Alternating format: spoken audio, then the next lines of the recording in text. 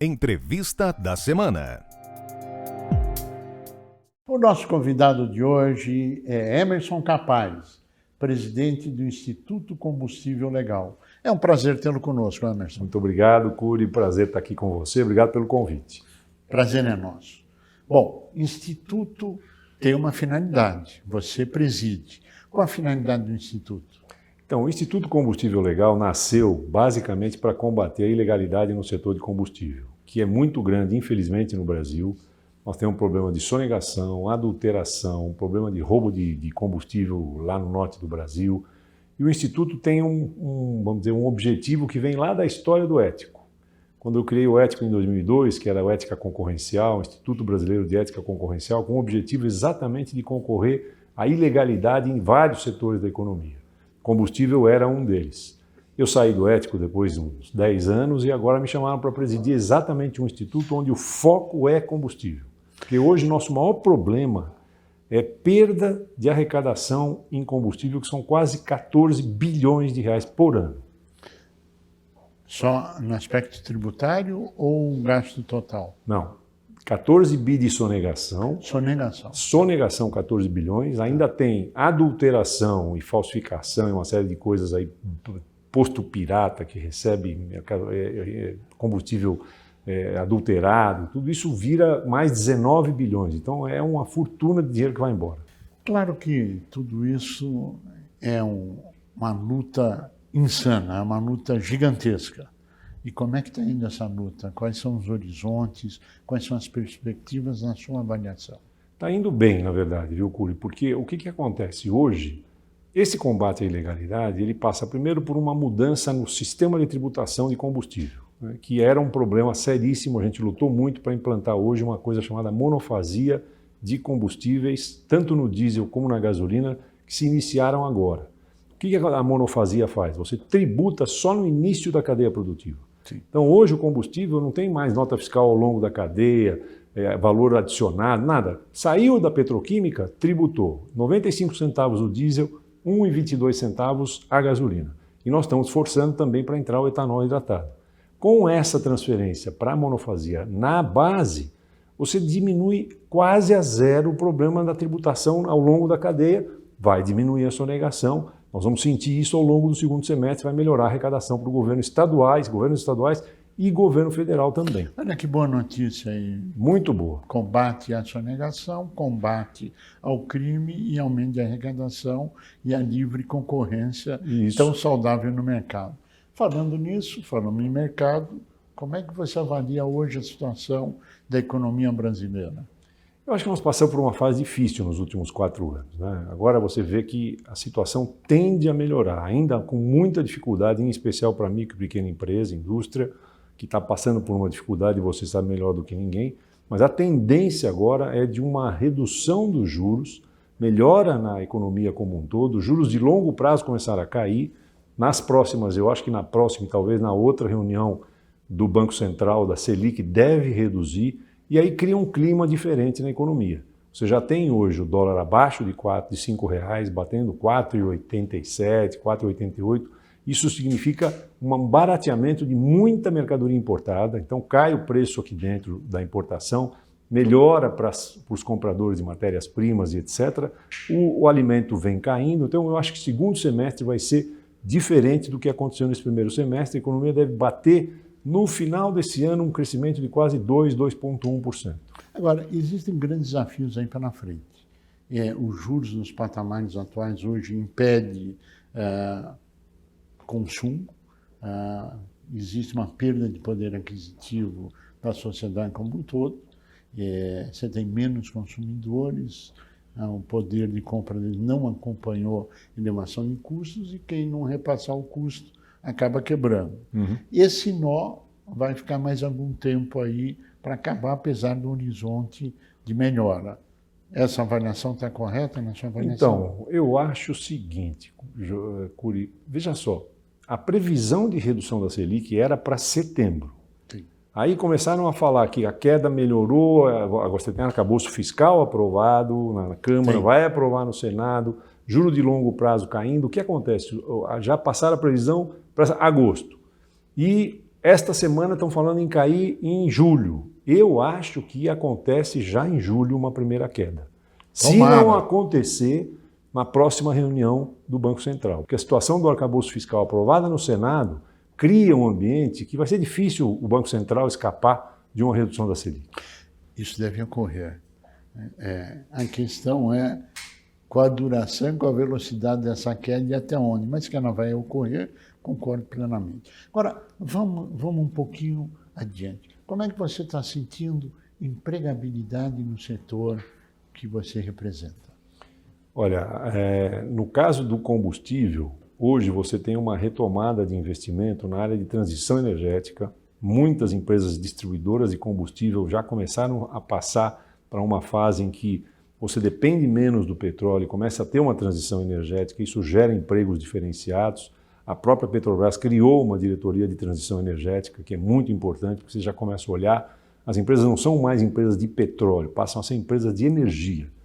E empresa de energia, ela começa a trazer, por exemplo, ela compra empresas de energia solar, elas estão trazendo energia solar para alimentar os postos de gasolina, estão trazendo energia solar para alimentar, por exemplo, carregador de bateria para carro elétrico movido a energia solar, que isso é uma vantagem muito grande.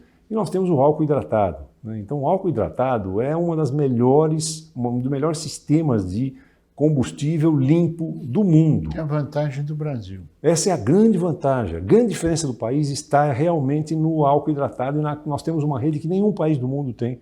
Agora, quando você fala em carro elétrico, a grande discussão é como será gerado essa energia. Exatamente. Solar, eólico, enfim, hidrelétrica, a forma com que for.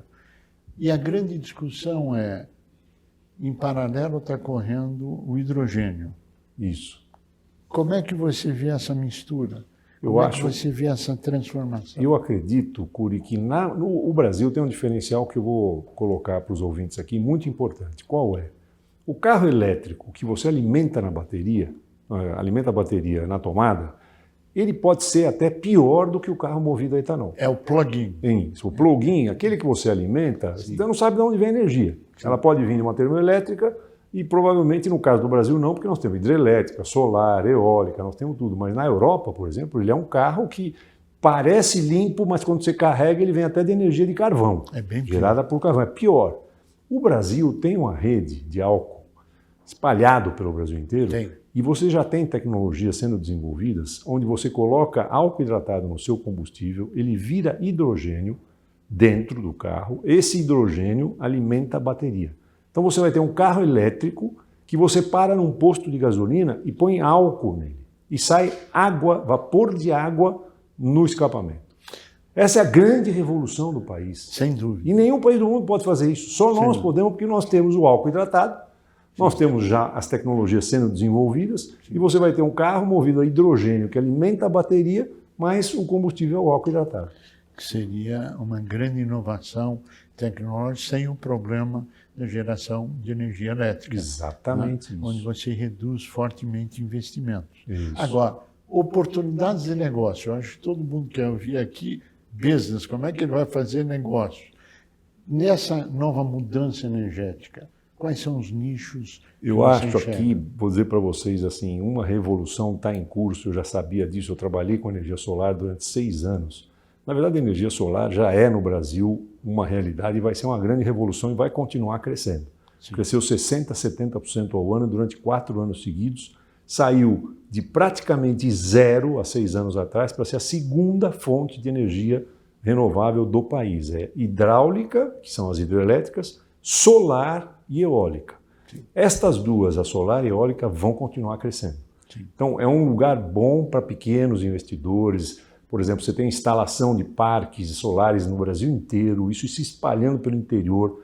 Quem está pensando em algum negócio e quer criar alguma empresa treinar, qualificar, empresa de instalação de painéis solares, isso não vai parar. Porque nós temos a melhor fonte de energia do planeta, que é o Sol. É verdade. O Sol espalhado pelo Brasil inteiro, uma fonte abundante, nós temos áreas disponíveis, o que não tem mais na Europa. Você não encontra uma área de um parque de 100 hectares para se instalar. E no Brasil, no interiorzão do Brasil, na região Nordeste, tem abundantemente. Então eu acho que isso vai ser... sol abundante. O Sol a área de implantação e nós temos essa fonte ainda que é eólica.